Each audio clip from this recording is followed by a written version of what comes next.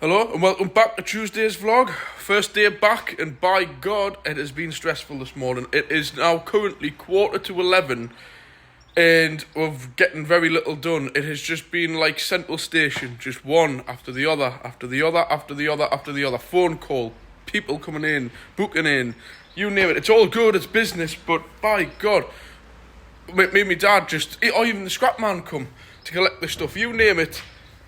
Everyone's been. So, my head is absolutely spinning here. So, what's gone on this morning? Right, first thing, phone call. Fantastic customer, this lady. She's probably been one of our longest serving customers. She's in her probably 70s, 80s now. A lovely customer, one of the best people you could ever want to deal with. Never any hassle. Great. Any of her cars are brilliant to get off. She does less than 1,000 miles every year, half the time, and insists on getting it serviced. And we keep telling her, you know, I would never recommend it normally, but with her cars, the oil that comes out them's as good as the oil that goes back in. But no, she wants it done. Happy days. So on that note about oil, sorry, just like there, the phone went. I forgot where I even was. This customer. There's one of what. Just funny enough, there another regular customer just rang up saying that the car's revving higher than normal, making more noise than normal, but it isn't the clutch. How am I supposed to diagnose that over the phone? So that'll be coming in sometime this week. So there's another job added in. But anyways, this Fiesta, like I mentioned, on the lines of oil, the oil in this car is like brand new. It's a petrol Fiesta. And she's rang with now, I would say 4 or 5 times, saying there's black oil on her driveway, but she parks it in the garage all the time, and she only ever leaves it on her driveway minimal times. And I'm saying, well, she said, I had a look at it last time, and it was jet black oil, like out of a diesel.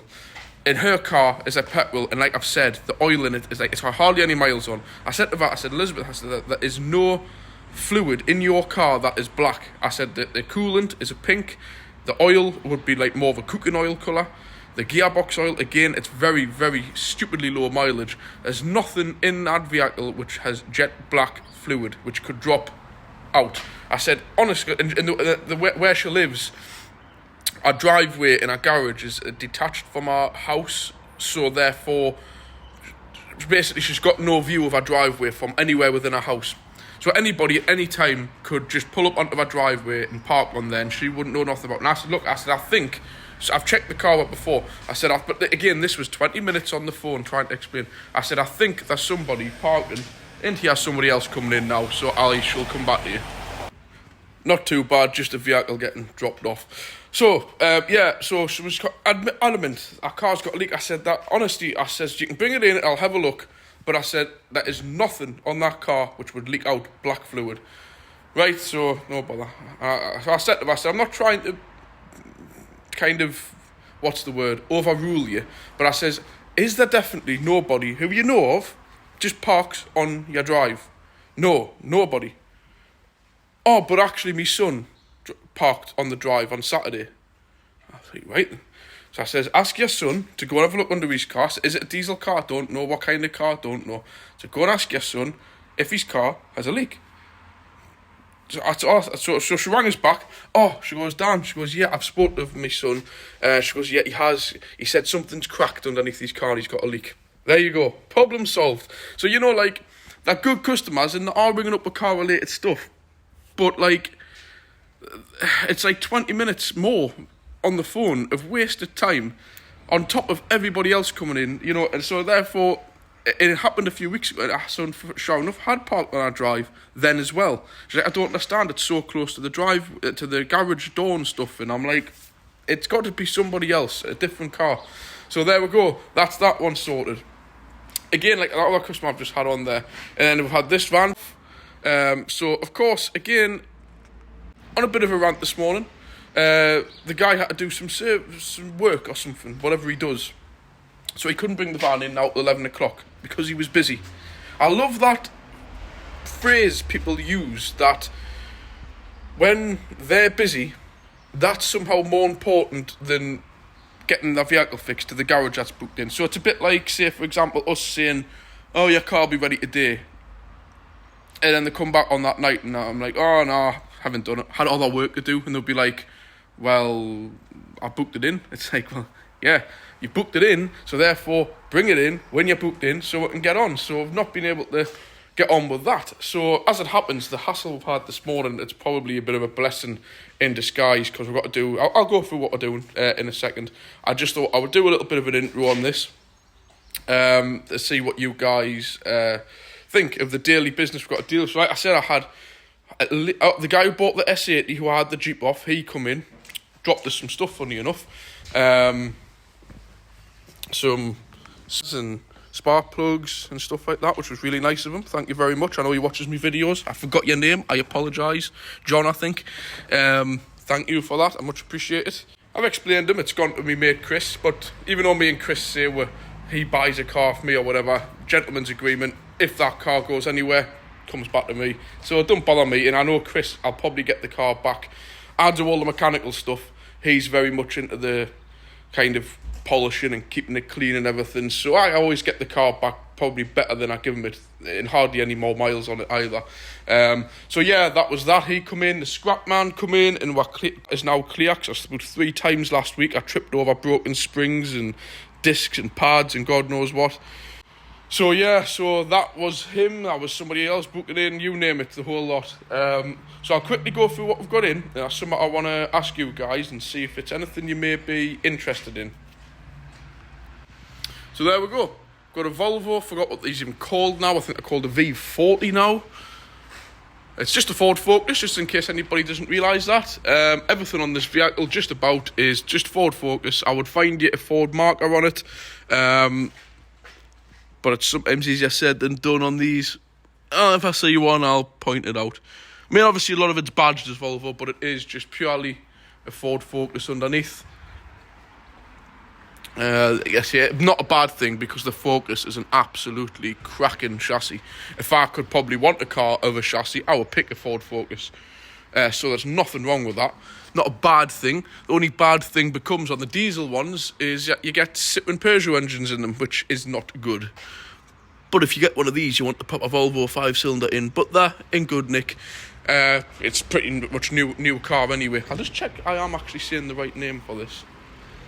It's a T3 V40. I'm sure there's some kind of Citroen Peugeot development of them engines. It's a petrol one. It's a T5 you really want, the proper Volvo engine. But this is in for front discs and pads, because they're badly warped. You can't see the warping of the disc. That's when the disc just marginally becomes not circular anymore. So your pedal does all of that, and your steering shakes when you brake. You might have experienced that yourself. I'm just trying to see the back edge of it. It's not that great on the back edge there. I'll show you the when they come off. So we've got front discs and pads for that. In the rear pads, we're going to assess. Just once we've got the front stripped down, we'll have a quick look at the backs, just to save the guys some money. I may just advise them and get them to come in as a separate job for the backs, just so we know we've fixed these. But a big issue with warping on these is behind here. You can see all that corrosion starting. When we take these off, we're going to make sure the hub faces are super clean. And I've already showed you this. This is my special tool that... It's a special material that doesn't damage the metal, and it's even got the wheel nut, the stud goes through as well.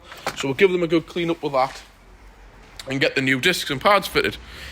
Clio coming in later on. Yes, I know that's budget range stuff, but the car is just about knackered and she really doesn't want to spend much money. And I will admit, I think there was something like nearly 50 quid a disc for the Padgett ones, and these are like 20 quid a disc. But I'm still fitting the Padgett pads, and sometimes the pads are the most important thing. So that's the stuff for the Volvo, that's stuff for the Clio, which isn't in yet. Actually, I'm saying the Clio isn't in yet. The Clio's actually in tomorrow. That's my error. Just double check that. Yeah, it is. Yeah, that's actually coming in. It is coming in the day at 5:30, but it's not actually in for work. I'm not showing you particularly there because there's people's names and phone numbers. Yes, we've got the van, the Traffic in, and this Volvo. So, the Traffic, you may well remember, I had that in a few weeks ago. And it's got the oil filter housing that's knackered on it, and also the back caliper sticking. So the caliper's in there, so we're going to get on, do the caliper on it. Discs and pads, handbrake cables, all new. The caliper's played up, so it's going to get the new caliper. And I've already shown you this. It's got a new oil filter just to go in. It got changed anyway, but I'm going to change that. And this is, I've tried Renault, but it was stupid money.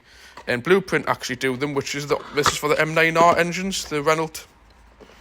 divide engine, and it's just the new, this is what's wrong on it. As you've seen, this was all rounded off and knacked, so there's a nice new one to go on with a new filter. That should only be, well, I'm saying a 2-minute job, but if I can't get this off, you can't smash them, so I might have to put a hole through or something to twist it. We may have to use more not very nice kind of methods, but we'll get there. So that's that to go onto there, plus the caliper.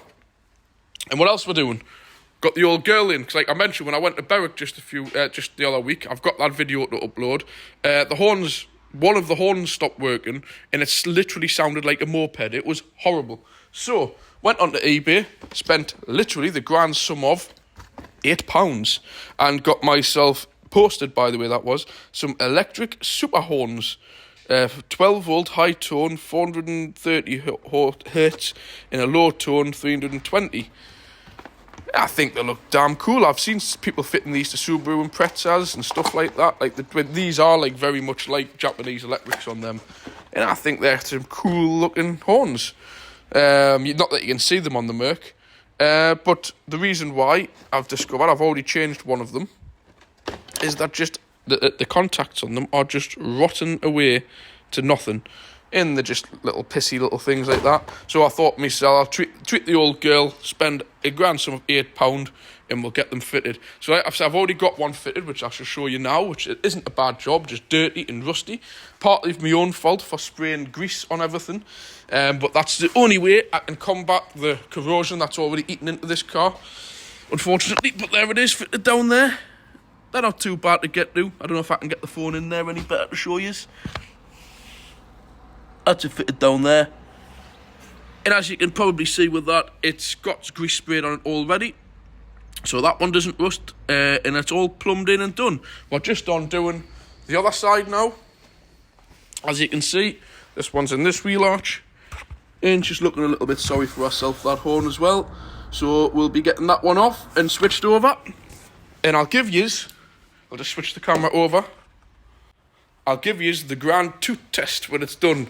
Again, when you've got a great big car like that, and you're towing a caravan, yeah, well over 4-ton combination, and if something pulls out in front of you, or if somebody pees you off, it's good to give them a bit blast. I have actually got some air horns and stuff down there.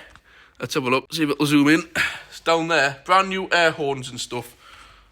But I just want OE fitment. Believe it or not, this Merc, even the original horns, still just have normal spade connectors, so I've not had to adapt the wiring or anything, just simply unbolt and rebolt back on. So happy days. So that's that done. When I get more underway, I'll give you a little few shoots of the Volvo when it's stripped down, see what we find the back edge of them discs. But just remember the front edge, and remember how bad the back edges can be without you knowing about it. So I'll get back to you when we get on with some more work. Hello and welcome back to vlog 44. I'm just adding this bit in. I've already just recorded the other bit and I forgot about something I was going to put to you guys. I thought I'd put it at the beginning of the video. So forget when I cut off this one, I might go hello and welcome back to the new week vlog kind of thing. I just want to add this bit in. I don't know if anybody's aware that on YouTube, they've added this new thing called a super thanks and super this and super that. So if you go on normally where I ask you to hit the like button, further along, there'll be a little thing with a heart on, and it's called like a super thanks.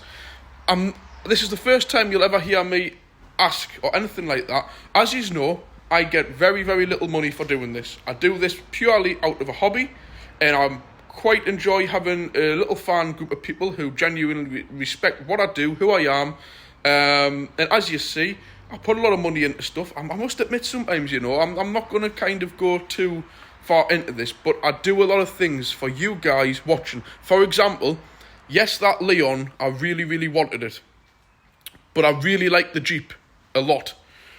But with me having a channel and only limited space to put things, I have to think of what content I can give. So hence in the summer it's great because I've got backups. I hope you enjoy it, by the way. I do me camping vlogs, me family vlogs, I do me project vlogs, and the only thing is, like I've mentioned, like I'm on with this now, which you'll see, I'm putting some videos on of the ML.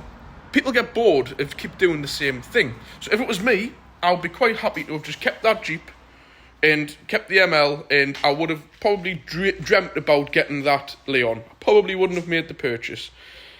But it's content, and a 40,000 mile low mileage Leon Cupra is something that you don't hear of. And I bought it mainly, I'm going to put miles on it anyway, and I'm not into buying and selling for big money and stuff, so that's not interesting to me. I put that in to new content. So I moved the Jeep on, and I've got the Leon, and I'll keep the Leon for a bit, and then when that gets near completion, or if something else amazing pops up, I'll do it. And it's for content, you know, to keep things going. So I do, and as you see, I buy all these cars, and I put a lot of money into them, to make content, to keep stuff for you guys to view. So like I've mentioned, I've not, somebody's just come in, so just bear with us 2 seconds. Sorry, that was just one of my regulars coming in, collecting some parts I had for him on order. So yeah, I never, as you see on my channel, I don't have adverts, because I bet you guys watch a lot of other people, and straight away at the beginning of each channel, video, it'll be, I always carry round this Carly diagnostic plug. Please, if you want to buy this, go with them and use code Car Addict Garage 20 or something like this. And do you ever go hungry when you're at work? Use this Y food. Have some Y food. Like all this at the beginning, it does my head in. Now, or this other one, the Car Vertical. Don't get us wrong, I've used Car Vertical, it's great. But on every one of the videos, they have to put like a flipping 20, nearly, right, not 20 minutes, but sometimes it goes on quite a while, of this, every video doing this, which is, they're making it out that they're doing a check to do the right thing, but it's basically they're advertising, they're putting adverts into their thing. So what this, it's what we call like a super thanks is you can just donate a little bit of money towards the channel. And as you guys know, as you probably see, apart from family holders, all my money that I get, the pennies that I get for doing this channel, goes into a pot, and it goes towards my cars, like, or even just getting to these car shows. At the end of the day, the cost money for us to get down there is fuel. I don't go to a car show specifically for my channel, but I go there for content, and also all the work I do to my cars, like you see, is getting them. I spend big money on them, and every little helps. And if you want to see a bit more getting done, if you wish, don't feel as if you have to whatsoever. You can make a small donation. I don't know how it works, haven't got a clue. It's just something, I had a look at it, and I only knew about this through watching other YouTubers' videos, and I thought, oh, what's that? So if you go along, you'll see the like, the dislike, and then there's like a heart which says like thanks or something, and you can hit that, and you can see it's totally open. You can leave 1 penny to whatever you want. It's totally open-ended. I don't even know how it works. Haven't got a clue. I just went on YouTube and ticked the button to activate it.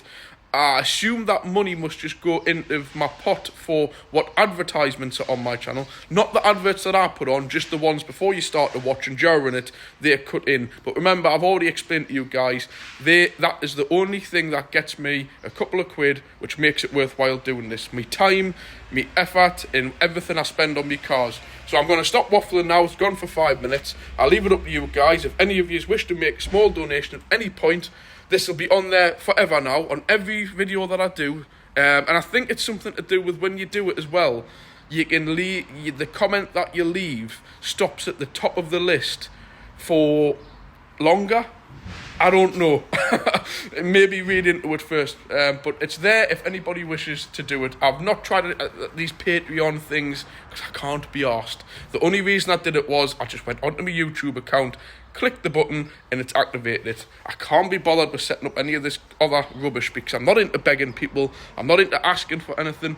But my channel's not doing too bad now. I'm only sort of I think about maybe 50 or 50 subscribers away from hitting 1,500.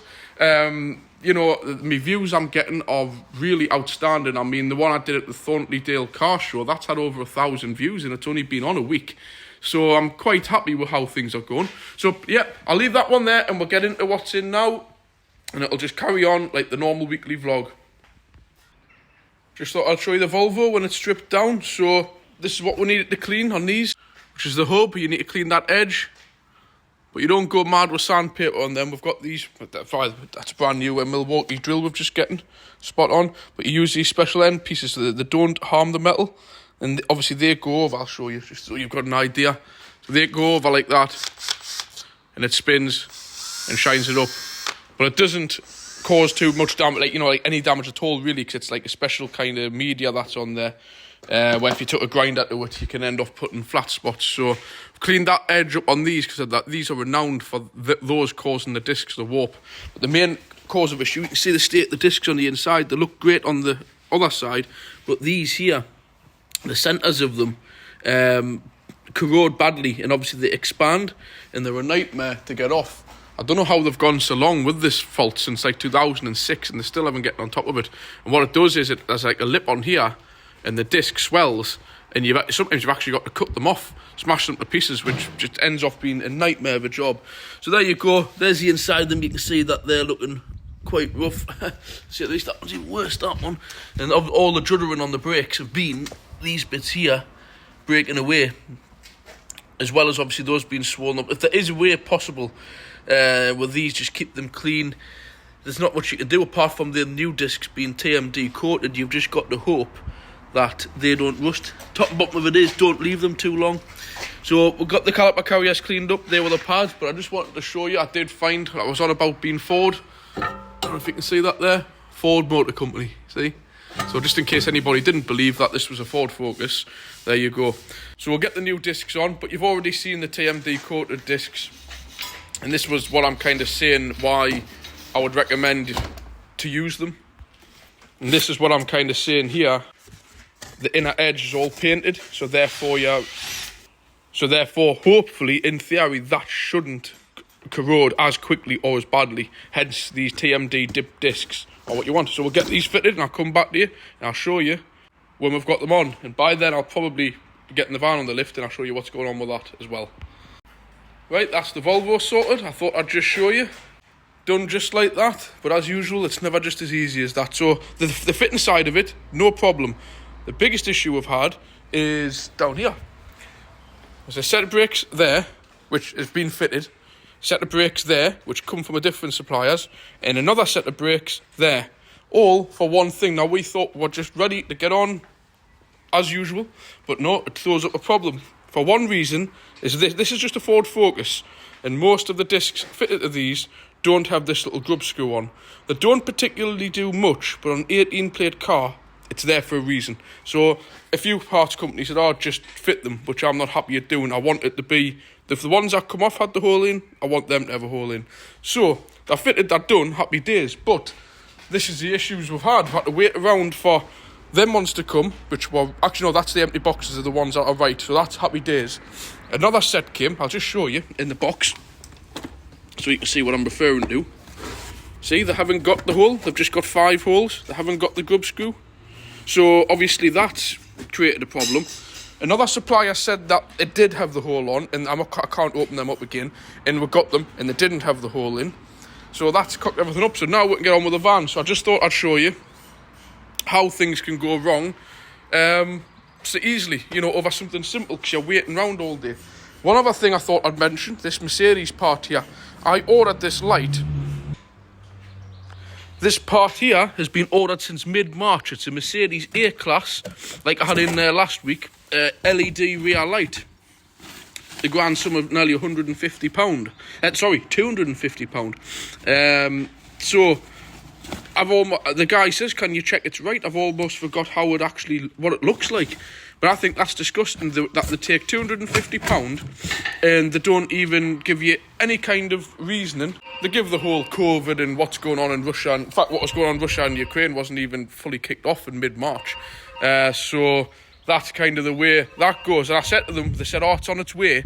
I says, is it going to be coming with a little bit of a goodwill gesture or something? Oh yeah, well, it might sort something. It's come, nothing. Mid-March, took the full £250, absolute disgrace. Now, what they should have done was said, look, we need a £50 deposit, £20, whatever, just as a holding fee. Then upon arrival, we'll charge you. But no, they have to have the full whack, the full amount, as per usual. Dealerships think they're above everybody else and just prat everybody around. But I still told them, and the guy can't give me an answer in the parts company. I said, so you mean to tell me that every single A-Class since mid-March that's had a bump on the rear end or just a tail light broken to the point where the car can't. Luckily on this one, the crack wasn't too bad. The car could be used, but I says, do you honestly think I believe that there's thousands of A classes off the road with broken back lights? He's like, well, no. I says, so are you telling me that approved insurance companies and repair shops in your own places, dealerships, used lot, are able to get the parts, but yet the public / trade, we have to wait for everybody, like we have to wait at the end of the queue? No, sir. No, they're out of stock for everybody. Nobody's getting any. And I'm thinking to myself, how many A classes from mid-March to now with broken back lights must I be sitting in repair shops? I don't believe that. I don't think it's true. What's your opinion on that? What do you think? I personally think the drips and drabs of stock that's been coming through, all the dealerships and approved repair shops have been getting all of the surplus stuff, and until it gets to the point where they've got enough in stock, then they've just start letting them come out to people like us, trade / public. But for the pennies we get off them, we may as well just be classed as a public. So yeah, there's that anyway. So now we're going to get this Volvo off the lift, get this on the lift. High level stop lamp I forgot to do is to do oil filter and oil filter housing and the caliper. So I'll get back to you when we've got that up on the lift. Well, I'll get a few of these little bits in. I may as well, because they're easy enough things to record. So, little thing on a traffic van with the back doors getting slammed all the time. You always tend to find the back bulbs good. It was a pleasant surprise that there were metal bottom 380 bulb on these. Nice and easy. You pop them in, and obviously they come through a little hole in the back, like that. 8mm onto it, job done. So that's that done. I'll get that bolted into place, and I'll get back to you when we've got it up, show you what we're doing with the caliper, and show you what we're doing with the oil filter. And I've got an interesting one to show you on this C30, which is another Ford Focus with a frock on, and I think quite an alright looking car with a good underneath, but we'll show you what's going on with that. So I'm just going to pause it out now, and I'll keep this all as one. So I'll just give it a try, see if the third level brake light's working. Was before, so it is now. It's really funny how the camera doesn't pick that up, but it is working again. There we go. Right. So on with what's wrong with this. This is just basically a 3-door Ford Focus. Same as that Volvo, we've just done the brakes on. And we'll do a check. Oil check first, shall we? Let's have a look how much oil's in this. You've seen that's gone all the way in? Nada. Absolutely nothing. Do you want to say that again? I'll put it on so it's focused. Nothing. Not even a bit at the bottom. So it's got no oil in. Well, not on the stick at least anyway. In this thing here, now what I'm going to do is I'm going to start it up and just see if it'll replicate the problem. So while the engine's running now, you'll notice there's a little bit of water on this expansion tank. And if you look, it's a bit like the Coolant here, but it doesn't look nothing too unusual. I just thought that was a bit rainwater. But I'll leave it to run for a few seconds. I don't want it to get too hot because I need to remove all of this. And I'll show you what's going on. Now, I don't know how well the camera will focus in on this, but can you see that little bead of water there? Watch when I wipe it off with my finger, right? You notice how it's coming back? But when this car came in, when I opened the bonnet, that looked like a little fountain, just spraying. See that? There we go, it's starting to happen down there as well. Can you see that? Fizzing away. Obviously that bead there now is grown. But especially down there, that's exactly what that was doing. Because the lady had just brought it in. And it was fizzing, it was actually squirting out and going down there. It's like, it's as if the tank's turned porous. See that? So, that's going to have to get changed. I'm pleased I spotted that because she's on our way down to Leeds first thing, and that is just about ready to explode. I'm going to actually stand back and leave it to cool off. So yeah, that's definitely something that needs done. So what we're going to do now is get the oil in, up to the level. Yes, I know I've been having it running, but just drove it here. There will be enough oil in. It'll probably only take a litre to get it up to where it should be. Get the coolant tank off, ready for the new one coming, and I'll show you when I start fitting it. Well, just an update. Some things have gone right, some things have gone wrong. The good thing, one good thing of today, the oil filter unit come off. The old one is here.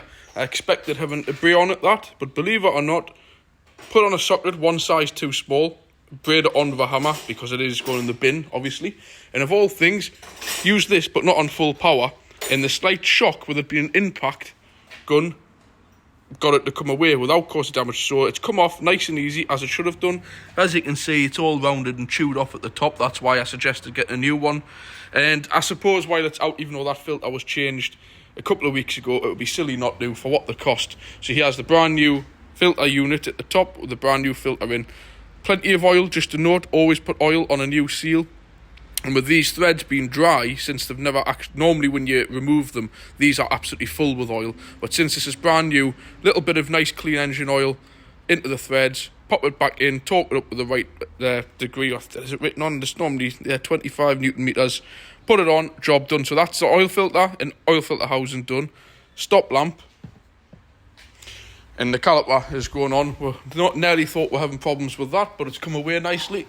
Again, new handbrake cables, so we didn't have problems with those because they were fitted a few weeks ago, and that's when this was picked up. The caliper was getting tight, and there's the new brake caliper there, on there. Notice that comes with the springs on. I was just noting there. Well, I don't know why mine didn't. Copper grease up on the bleed nipple, so that's ready to go on and be bled.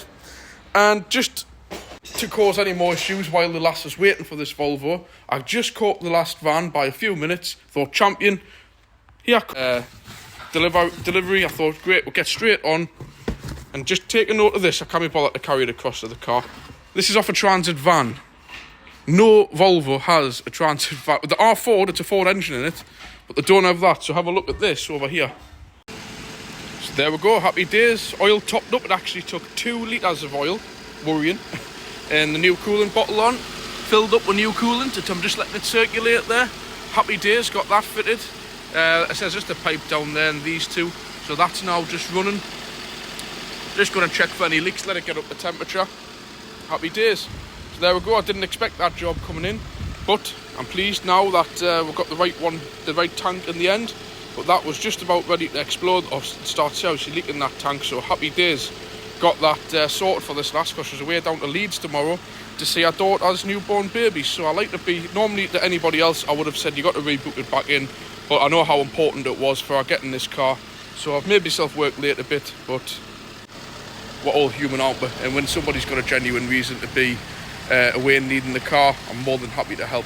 So I'll leave that one there. The caliper's on the van, you've seen the oil filter being done. I'll catch you on Wednesday's vlog. I wouldn't be surprised if this is up to nearly 30 minutes, so it's going to be a long one, but a lot of people have said they quite enjoy the longer videos, so it'll just have to be what it is. See what's in the rest of the week.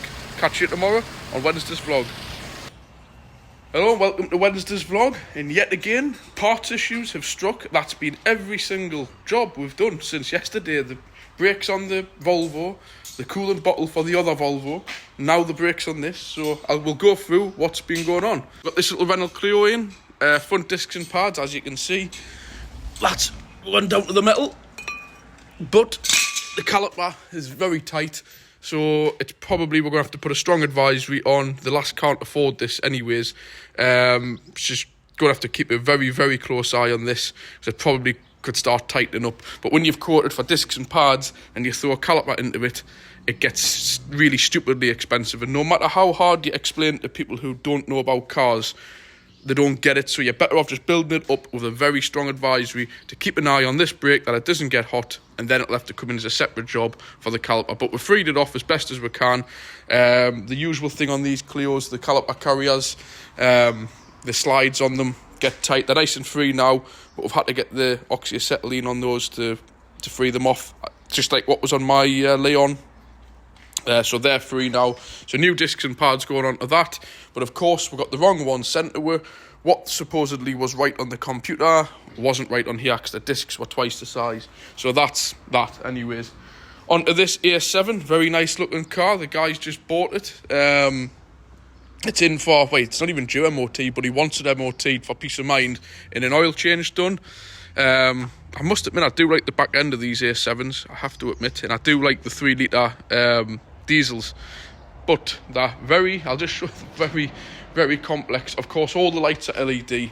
These are these like super duper matrix things on the front, and you're looking at well over £2,000 for one of them lights from Audi, I bet. But they're all the fancy new Matrix type, as you can see. But it's got all the main like LED inside of them. I wouldn't even imagine the costs of replacing one of those. Be absolute madness. Obviously the backs do all that as well. But yeah, it's the, what do they call these? S-line. All the nice interior. But the only thing I don't like is this aluminium here is terrible for denting and scratching. You've got to be ever so careful with it. In the Alcantara on the doors, you see it. These are basically are these a coupe or a hatch? Do you know what it is? I think they're a hatch. Yes, they are, but they look like it's meant to be an auto opening thing, but there we go. Very huge boot on the thing, I must say. First time I've ever actually opened the boot on one of these. And they've got the spoiler that pop up when you do over a certain speed. And this is, like I said, the 3 litre Quattro. It's got the AdBlue, unfortunately, and the usual broken Audi petrol cap thing. But as I've explained to the guy, it involves possibly damaging the paintwork to change it like I did on A3. And he's just getting the car. I'm a little bit reluctant to do that, so I think we'll leave that be for today. But yeah, that's what I'm on about, that stainless steel. It's all gets dented by the slightest of knock. You know, I wouldn't like to be replacing that, you know. But this is the worst to come. Look at that. Anything goes wrong under there, and you're straight away talking big money. I mean, just have a look here. You've got your turbo, you've got your pre-DBF, and then you've got your main unit buried down the back of there. There's just, unless you take all this off, it's just game. You know, there's your AdBlue injector. There's your, believe it or not, these have got a lambda sensor on these. And the way they actually use it is a knock sensor on them. That's basically that. It's similar, very similar kind of what's in a petrol. And you've got the two, just what you can see, 2 temperature sensors there and there. And you've got another one, lambda sensor. That'll be probably your nitrogen sensor. You've got all sorts of flipping, your knock sensor, God knows what down there. But you can just imagine if anything starts going wrong. That's a V6, by the way, a V6 diesel. You can't even see into the V. Because there's just all sorts. You can barely even see the rocker covers. You can just see the injectors there. But yeah, I was just saying before there, that's 218 brake horsepower from all that. In my old 20-year-old 1900 PD's pushing 200 brake, no bother. And there's only a handful of pipes, handful of little tiny little vacuum at the N75 valve and stuff that runs the thing. But now it's all electronic. It's just gone crazy. Yeah, all this is in for is a filter, which, as you can see there, nice new genuine oil filter gone in. The oil's just about to be put in, so there we go. I'll let you know if there's anything needs with this. I think it's had 2 new tyres. It's been checked over underneath. Something else to be wary of with the newer VAG, these is the rear Haldex. This is the Quattro, you see. The rear Haldex clutch, the filters and stuff need done on the rear diff. I don't know if it's been done, but I'll advise that to the guy. But it's all very much specialist. This is the auto as well, so it's the DSG.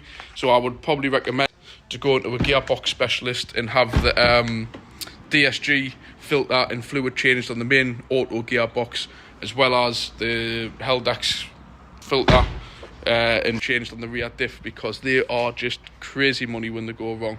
But that's, when you buy a car of that level, that's the kind of, you have to expect it. And this guy, he understands that. It's ideal dealing with people who understand the costs of stuff, and they never complain, they never moan, and they buy something with an open mind. It's when you get people buying these kind of things like Range Rovers and they expect to run them on a shoestring budget.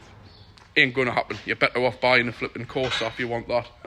So yeah, there's not a great deal else to film on this. Get the oil filter done, get it out, get the MOT done, get it checked on the lift, get this Clio done, and I think there's an Astra coming in for a set of brake pads. I'll probably quickly flick into that later on, but it's just a short one today because I put quite a lot in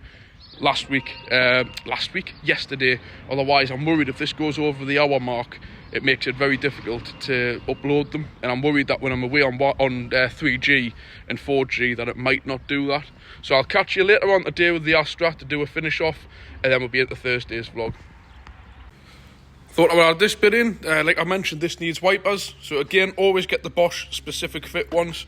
That's them here. Didn't be tempted to get the universal ones with the big Lego blocks on them.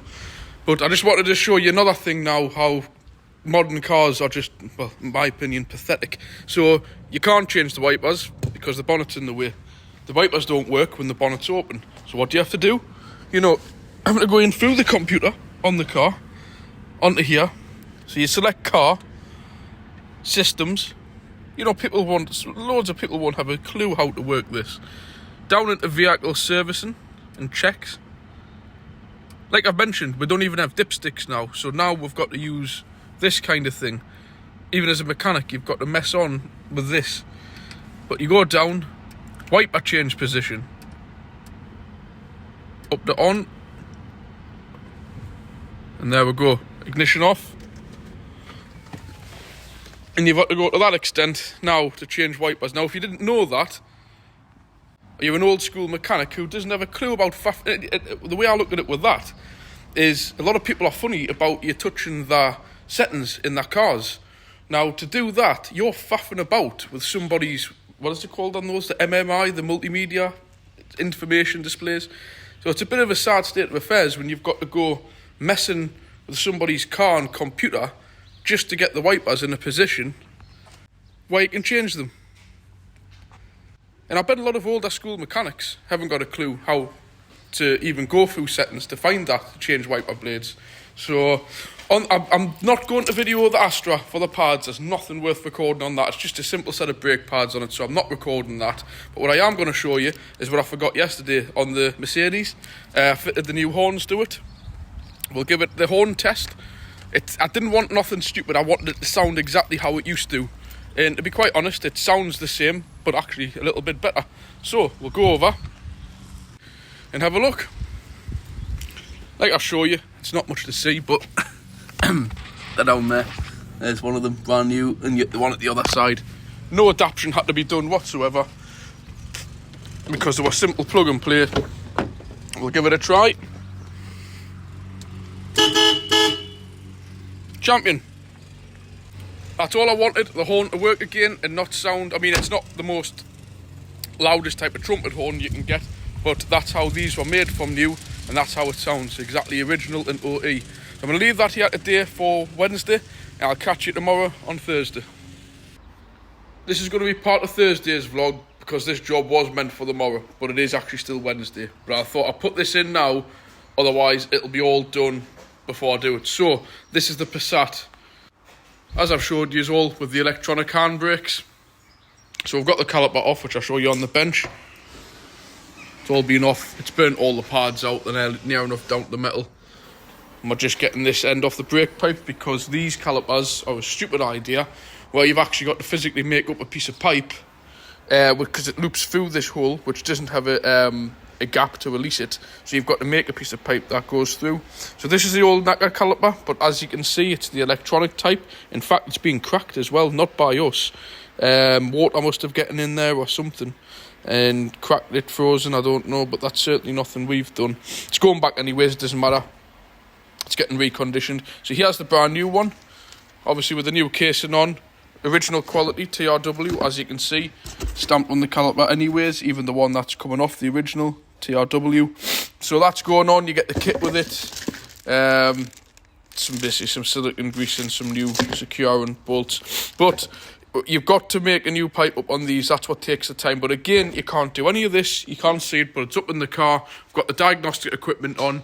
You cannot release these, don't mess around with them if you haven't got it. You've got to use a diagnostic to wind back the pistons. You still got to do it the conventional way if you change pads on them. As you can see, that one's out, that one's in, but in this case it's a brand new caliper. We don't need to do anything with none of the like the G clamps or special wind back tools. It's already fully in. But what is in the car is the scanner. So it's got the park brake and service mode where it opens both the calipers to the full position, not physically like this. It's the little screw inside of here, it winds it back. And that way, it means you can push this in if you were changing pads. But all we need to do is refit the pipe, connect it up, and then I'll get the software on, and wind it back. So I'll cut in once we've got it all fit into place, and I'll show you what we do with the diagnostics. Right, that's the Passat done. 3 times I've tried doing this video. My phone keeps playing up and loud vehicles going by. Right, so the computer's been sorted on it. It's just a case of pressing open caliper, close caliper. There's nothing more than that. And I was up on a lift in the car. It was hard work. So I'll just show you. This is tomorrow's work. So we're getting it out the way with, like I've mentioned, electronic caliper. They need wound back with the computer. And you've got to make this piece of brake pipe because they go through. And there is no place for to untie them, so it's a stupid idea. But it's been such a little pipe, it's awkward, and the little unions you use are specific, so you've got to reuse them. Don't know why they don't come as part of a kit. That's new caliper on, new pads on, job done. Just thought I'd put that in today because it's tomorrow's work. And all that we've got in tomorrow, now that's out the way, is a Toyota Prius for a service and antifreeze flush. Genuine parts there, so I'll show you that tomorrow. So it's just a quick one. That's the Passat done. Obviously, it needs tested when it's up and running to check everything's functioning right and there's no warning lights. And the brake fluid topped up, of course. So there we go. Catch you tomorrow on Thursday's vlog. Hello and welcome back to Thursday's vlog. The Passat's gone. I was thinking last night, I think I forgot to mention why we were changing the caliper. It's had just gone tight, like any other one did, like it did on my car, and it was binding the pads. And the only way, with them being electronic, is to replace them. So today, the only job in, thankfully, because that was meant to be a headache of a job, which we got rid of yesterday. The surcharge on these, I think, to go back, so it's very important when you're removing them to be careful with them. What we've got today is a Prius. I did a video on this a few weeks ago. It had a funny rattle, the guy said, and he said that he thinks it was the spark plugs. I don't think it would have been. So it's had the new iridium spark plugs put in. I think I showed you all the Toyota stuff on there last night. So it's had a new Toyota air filter in, oil and filter, and the pollen filters, I think, being done. That's behind the glove box inside. So it's had that done, and the only other thing we're going to do is change the coolant on it. So this is your inverter cooler. This is your high voltage inverter, which is water cooled. So I'm going to drain that off and put new antifreeze in, and then you've got your main coolant tank here, which I found underneath. There's a drainer on the radiator, so we're going to take the drain plug out the radiator, let that drain. With this, I'm not going to fiddle too much with it with drainers. I'm just going to suck out what's in the tank and put fresh in, because if you mess with these, it's all high voltage stuff. It's not worth messing with, and I don't even know if they have got drainers, but certainly it'll be enough just to replace what's in the tank, which will be a good litre in there. In this, there should be a lot come out of this tank and the radiator, because you can go too far in depth and end off with airlocks and overheating, and to be quite honest, it ain't worth that. The only other thing we're going to is drain out this coolant screen wash, because it's gone all kind of mouldy. Going to drain it out, put some flush through it, and put some fresh screen wash into there and do that. So I'll show you when it's underneath, when we drain some coolant out. Not a great deal to show on this one. Just a case of doing a bit of a service, right, a full service on it, and replenish some of the fluids. So I'll get back to you when we've got it up on the lift and draining the coolant out. Just draining the fluid, coolant. As you can see, nicely Toyota. Not many other companies do this. There's a little bleed drain valve up there, you see it? I don't know if you can actually see it, to be quite honest there. Little butterfly flap. So there you go, you take that out and it nicely drains it, of course, all through these holes. Really, I was going to take this off, but the little press studs, that just fall to bits, so you would end up causing more damage than just letting it go into there. So we'll let that drain, put new coolant in, has to be approved coolant on these, as well as draining the electrical system cooler and put new into there. The only thing is, what I do kind of say, this is an odd one, because it's got like a stainless steel radiator from the factory, but a lot of Japanese and cars of this type, even older ones again, they have metal ones or plastic ones into plastic, and if you crack those drainers off and it damages the actual piece into the radiator, you then, over a customer just simply requesting, can you change me coolant, which it just costs the price of coolant and a bit of labour, you're onto the phone to them and saying, oh, by the way, now you need a new radiator. And on some cars, especially automatics, radiators are very expensive, and the physical job of doing it, you've got to take bumpers off and everything. So some jobs in here, we tend to advise against or say we'll do them, but it's under the customer's responsibility. The other one as well is this brake fluid thing. People always want their brake fluid changed. That's fine on brand new cars. The bleed nipples, which I think I've shown you on multiple things, you just see them, these here. It's all fair well and good on new cars, but they're getting such a state. You snap those into the caliper, you need a new caliper. So if I'm a customer just saying, oh, I want my brake fluid changed, you can use the oxyacetylene on them and heat them up, but sometimes they still will snap. So then you get into a situation of, again, can you just change my brake fluid? Customers don't really understand what's involved. They just think it's like changing the oil. So you snap a brake bleed nipple into a caliper, you can't get it out, and then you're giving them a bill for £100 for a new caliper, or two. So everything's great in theory, and when you're watching videos of people working on new cars and people in like Australia and America where the climates are better, but in this country where they're throwing salt around, especially on these Japanese cars and any car on calipers, the bleed nipples are horrendous. So there's always two sides to the story why you should and shouldn't do some things. As the guy with this car says, they can oxidise the engine and damage the engine. I must admit, apart from cars with head gaskets going, or back in the day from when I was a kid, working on early like Fords with the push-rod engines and stuff, I remember a few of them used to have coolant in the old, what ones were they? The Ford 1800 diesels, the early ones, like what was in the Escort vans. I can remember they used to have like coolant and it would look like brown soup, you know, because of the cast iron blocks. Yes then, but I must admit on new cars, there'll be a theory behind it, and I do say they should be changed every 5 years. But I must admit, I've yet to find a car, a modernish car, which hasn't had some kind of gloop or additive or an oil cooler leaking. I must admit that coolant that comes out, as you can see, is as good as what goes. Like, there's nothing, that the dirt and everything in there was already in these trays. So yeah, it is good practice to change them. But I think once your car starts becoming low value and stuff, to be honest, you'd probably end up just causing yourself more of a headache, messing around with bleed nipples or draining coolant. Again, if you drain coolant too much and you get an airlock and you overheat your engine, if you don't know what you're doing, you could blow your head gasket, you could overheat your engine, or you could end up having to put a whole new radiator in.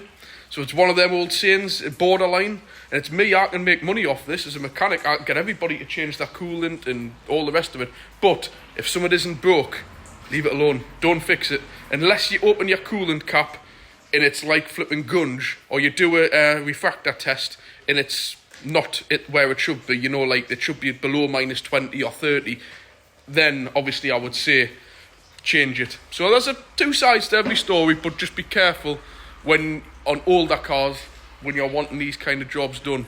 So I'll leave that one here. To be honest, for the day, there's not a great deal else. I was late in this morning because I had to move the caravan across the road, because first thing tomorrow morning it's going up to Morpeth. And of course all the clips for the electrical cables for the light socket and the two like plugs that you put onto your next to your tow bar, all the clips snapped on that, and the wires were like scraping on the floor, so I had to crawl underneath the caravan and cable tie all. I was going to record it, but it's pointless. Just had to cable tie all of the wires to the frame of the caravan. Somebody had like taped them up and that, and it had come away. So that was that done. That'll be this done. The Passat was done, and oh sorry, there is another job in, but there's nothing to record on it because we don't know what's wrong with it yet. We're gonna have to give it a drive. This little, you probably haven't seen one of these before. A Verso S. This used to be my sister's car. It's basically just like a Yaris Verso, but then they decided to call it a Verso S. It's just like a tall Yaris, basically. Canny little cars, actually, I will admit. I don't know if it's been left open. No, it hasn't, but it's got the full glass roof on it. A little 1300 engine, 6-speed. The rev like hell, like it's even in 6th gear at 60, 70 mile an hour, they're absolutely screaming. They're more of a city car. But yeah, it's just this, the lady said, a very brief description of, it's very loud and revs very high on the motorway. That's all I've got to go off. A first thing that sprung to mind was the clutch was starting to go, but it isn't, it's perfectly fine. And around here, really 50 mile an hour is as much as you can get up to, so I might take it for a drive onto a dual carriageway and get it up to 70 and just see what's actually going on. Maybe a wheel bearing, who knows. If I find anything on it, or if I put it on the lift I might do a quick snippet of it. But I'm keeping these short now because tomorrow I've got to take the caravan away. There's a few jobs in then, but I don't want this video being too long or I won't be able to upload it when I'm away. So I'll catch you soon. Thought I'd add this little bit in. Obviously we've got the Verso S on the lift. Spin the wheels. The front ones are difficult because you've got the drive going through them. You can actually hear that there's nothing on them. So we're spinning those, and as far as I can hear, there's nothing there. We've managed to find the one which is at fault, so we'll spin this other one. Spin that one. Nice and quiet. Now we'll spin this one. I don't know how this picks it up on the microphone with the road noise and stuff, but probably hear that there. So I've definitely got a wheel bearing gone on the rear wheel. Well, it's a hub that you need for these, and unfortunately because it's got discs and 5 studs, it's dealer part only, and nobody can get it apart from the dealers. And have a guess how much the dealers want for a rear wheel bearing for one of these. Well, you can't speak. I would say leave a comment below, but you can't because I'll have to tell you, £360 from Toyota, and nobody else does it. And with these being such a rare car, them rear drums are specific to that car. They don't share the hubs with the Yaris because they're 5 stud. They don't share the hubs with the Corolla or anything like that because they're drums. So it's unique to this car, which is a rare car to start with. For £360, the customer's going to have to cough up, and it's booked in for next week. I hate having to pay rip-off money. There's nothing you can do, unfortunately. So that's that booked in for next week. I just thought I'd show you that. And we'll go over to this now. And this is why I say modifying cars, not for me. So, what is it? It's an Audi A3, 200 brake horsepower. That's had a pop and bang remap put on. Of course, it's got the nice cone filter there, which is sucking in all of the warm air from under the bonnet. So you're probably giving yourself a good few brake horsepower less because of that. And also, what I was going to show you is the codes, what we've been doing a scan, because it's got not next to no power. But every time you start this thing up and rev it, it's literally like a shotgun going off. But all the codes there, but we'll have a look where we want to be looking, which of course is the engine. And we'll go to trouble codes and we'll see what we've got. This is new to me because I haven't even looked at it. So O2 sensor in fuel pump error. So I'm going to make a note of these, record them, wipe them, start it, give it a drive and see which ones come back. But we'll give it a start up.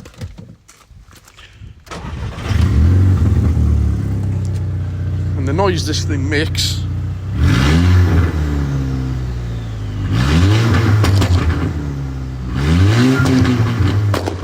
not for me. Not for me. Can you imagine driving anywhere in that? I don't know how the camera picks that up, but if that's modifying a car, it ain't for me. For what good that does, who knows? But I'm going to wipe the codes off, see what comes back, and hopefully, I reckon it'll be the O2 sensor. But when it's running like that, detonating, that is the least of your worries, engine light or lack of power. So anyways, I'll leave that here for today. I'll see what that thing comes back at. And I'll be there for that. I'll be on tomorrow's vlog, but it's a late start. Caravan up to Morpeth, caravan back from Morpeth. Sorry, I need to get back from Morpeth, do a day's work, and get back up to Morpeth with the kids to enjoy our holiday. So I'll catch you tomorrow. Well, welcome back. I'm not at work, but I am meant to be at work, so I thought I'd add this little bit into the weekly vlog. As you can see, I'm at my usual place where I stopped last time, and there's the ML with the caravan on. We'll have a little walk round. Like I've said, I keep saying it and I'll say it, keep saying it again. This thing tows no problem. It really does tow this caravan. Absolutely brilliant. There's very, very little difference in driving the car with the caravan on or without. But yeah, there's the caravan. It's hooked up to the car. We're just 2 minutes off. I'll just swing it round. 2 minutes off White House Farm. I'm going to send Holly in. She's just ahead of me first because I went up last night in the car because there's 2 pitches there that I don't think my caravan would fit on, or even I would be able to struggle to level it out. So I went up last night in the Leon, checked to see if there was a decent pitch available, which there was actually, but there was the one we were at last time. I spoke to people and they said they're leaving this morning, so I'm hoping they're gone now. So I'm just waiting on a call from her. I'm 2 minutes away. We'll head up there, get the caravan unhooked, set up. I'm not going to film any of it because I've already got the Berwick one to upload for you guys, and it's the same place, White House Farm, so it's pointless as doing a repeat recording. But I just thought I would add this in as part of the weekly vlog because I am meant to be at work. And then as soon as I get back from here, I'm at work. Then there's not a great deal in. We've got the Volvo S80, my old car, that's in for MOT. So we'll get a little look around that, see how that's been kept. So I'll catch you soon. I'm not going to film any more to do with the caravan. I'm having a weekend off this one. But I will hopefully get this vlog uploaded for when I'm away this weekend. I'm going to try and get it uploaded on the Wi-Fi at work this afternoon. So I'll catch you soon. I said that I wouldn't film getting here, but I thought that I would actually because there's nobody about, and this will be the only opportunity. And like I mentioned, I ain't doing a camping vlog because I've already been here. So we've just nicely getting pitched up. I mean, I couldn't have asked for better. The people were just leaving, but we thought anyways we'd try a different method this time. As you can see, there's somebody already there, but I think they're permanently. There was that pitch over there, but I wasn't over keen of that one because there's like some kind of a route onto a field. I don't think it gets used very often, but when it's really busy, I think they can open this to get people out of the overflow car park, and naturally that's your boundary there. So I wasn't overly keen of being here, and you've got all the trees over here for the sap. So I wasn't keen of that one for that reason. This is the one we were on last time, which is a huge pitch, was great, in fairness, but the people were still on it. That one was gone, but this is the main reason I've had to take a morning off work, was because we've set up like this, which I've never done before, setting the caravan sideways, but it's quite a good idea, in fairness. But I'll just show you this one here. There's no chance our caravan, I don't know how the camera picks this up, but this is on such an incline here, and I don't think our caravan, I would struggle getting it levelled out. And you're right on the corner. This road, by the way, is very, very minor. There's next to 2 or 3 cars come through here a day, if that. But I thought we'll try this one, pitch number 2, which is spot on, really, because I can park Ollie's car there, mine there, sit there. I mean, obviously, I'd probably park the car here if I wanted to, so we've got a nice clear view. We've got a private bit of area down the back of the caravan, just to store some bits and bobs. Not that I've got much to store. Out of the front windows of the caravan, you've got that nice view out in the morning. And you've also got all this space to use. Like I've said this time, we're not bothering with the awning. Got the new fridge there, which is absolutely spot on, as well as the caravan fridge, but I don't think that'll function very well. It's 20 degrees already this morning. So I've got that one stocked up with the essentials, beers of course. Levelling wise, the minute I put the leveller on it, I only had to just wind the jockey wheel up a few turns, level, happy days. So we'll see what it's like this. There's not really much to see inside, to be honest, but yeah, there we go. All set up, happy days. So now I'm going to go back to work. If it's still there, I'll do a walk around my old S80, see what it needs for its MOT, and I'll just end it there. I'm going to keep this one short because I think this week's vlog's going to be quite some size, and I'm hoping I can start getting that uploaded at work this afternoon, because obviously once I'm here I'll struggle on 3G. So I'll catch you soon back at the garage. Well, I'm back to work in not bad time. It's just after 12. Happy days. Caravan is all sorted. Fridges are running. Nice freezing cold beer just waiting for me when we get there at 6 o'clock tonight. Right, the Volvo my dad had to leave is away for MOT. I'll just switch. I would have loved to have shown it, but it isn't there. All I can show you of it was the only fault it really had for the MOT, which was the track rod end. In typical Volvo, that, I don't know if you can see on there, is a genuine Volvo part. So that's done 100 and odd thousand mile since 2003. That's the difference between using good quality and cheap quality. In fact, if I zoom in, you might be able to see the little owl symbol. That's Lemforda, even though it's a genuine Volvo one with a Volvo number on here. But that's the difference between Volvos. You know, how old's that? 2003, 20 years. And I think it's got about 120, I can't remember, 110, 120,000 mile. I would love to have shown it. The guy has really looked after it. It's basically the same condition as when it got sold. But I need to get this video edited and start getting it uploaded at the Wi-Fi here at work, because if I don't, this weekly vlog isn't going to go out until it'll probably be Tuesday. Then I'm already starting to record the new one. Sorry guys, I couldn't put that one in, and I think this is going to run into a long one, so I don't even know if my phone will manage. I might have to delete some content, because the editing suite that I use doesn't like longer videos, don't know why, and it's a pain in the arse trying to get it uploaded, because the internet here isn't even that great either, so I may have to get it uploaded when I get home where I've got fibre. Who knows? So I'll try my best. But like I said, remember what I said at the beginning of the video, I don't by any means expect anybody to be sending us money, sponsorship, any rubbish like that, but I have put the super thanks on. I sound a bit daft telling you that, I don't even know how it works, but I've had a look myself. If anybody ever feels the need to, it's just the equivalent of like saying, look Dan, I'll buy you coffee, buy you a can of pop, buy you your bait or something like that. Christ almighty, it's just going to be pennies on there. I just thought I'd mention it. It's a new thing, a lot of people are doing it, and I feel that's a better way of doing it than saying you've got Patreons, asking for people to buy this, that and the other. I am working on the sticker situation, or car stickers.